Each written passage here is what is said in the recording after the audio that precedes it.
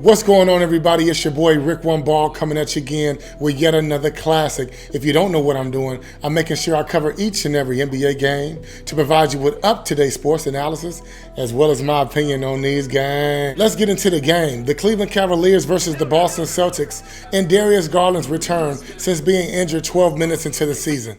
Now, you can still see a big sty on his eye. It looks like he wouldn't be able to see out of it, but you would be dead wrong. This man had his jumper stuck on automatic, and I want to see how he would fare with Donovan Mitchell and how the overall cohesion of this Cavalier team would be. Well, I got my answer today from the first quarter. Darius Garland, I think he finished the first quarter with 14 points, 3 assists, and 3 rebounds. His assist game is so nasty.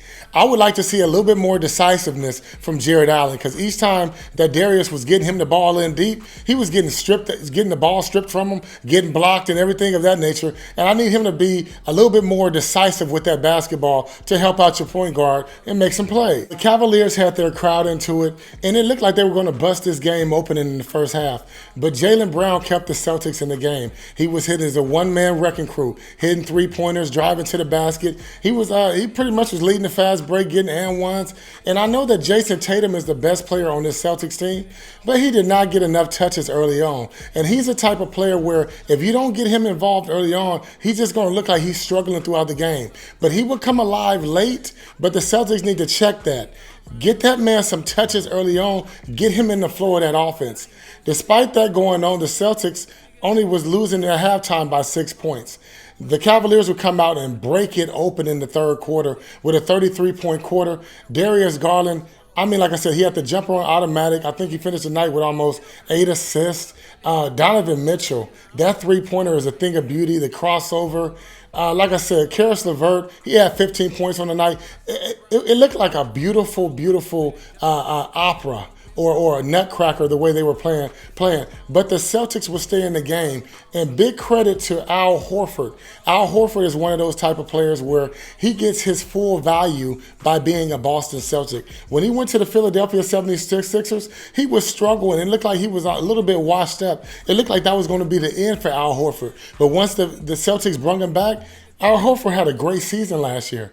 Celtics went to the finals, and Al Horford was a big reason for that. He would pay some big dividends for the Celtics tonight against the Cavaliers, how he would body blowing Jared Allen, taking him down into the post, getting him to bite on pump fakes, laying the ball up, getting fouled and one, and he looked like he's still youthful. He looked like he's still youthful, baby.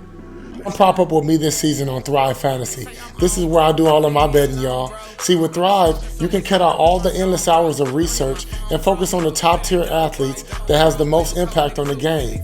Choose 10 out of the 20 player props and build your lineup. Each prop is assigned a fantasy value for both over and unders. Hit the most props and rack up the most points for your share at the prize pool. Thrive has over 200,000 in prizes weekly, and if you use my promo code ONEBALL, they'll even match your initial deposit up to $100. So get into one of those contests and use my promo code ONEBALL, and they'll match your initial deposit up to $100. Back to the show. That being said, this game should not have been as close as it was. I felt like the Cavaliers should have won this game going away. But in that fourth quarter, they left the door open for Jason Tatum and Jaylen Brown to show you why they do what they do and why they were the Eastern Conference champions last year. They know how to win.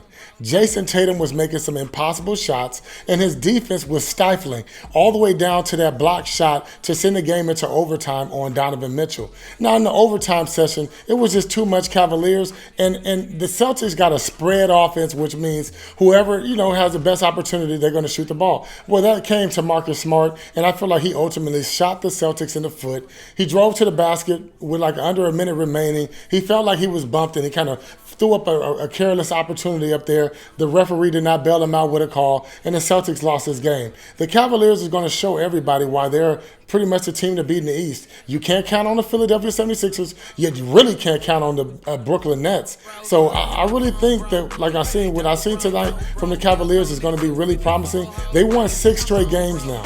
So you can't laugh at this. They won 6 straight games. So we're going to see what this is like going forward. I'd love to hear you guys' comments on this. I appreciate you guys. You already know who it is. It's your boy, Rick One Ball. Like, comment, subscribe.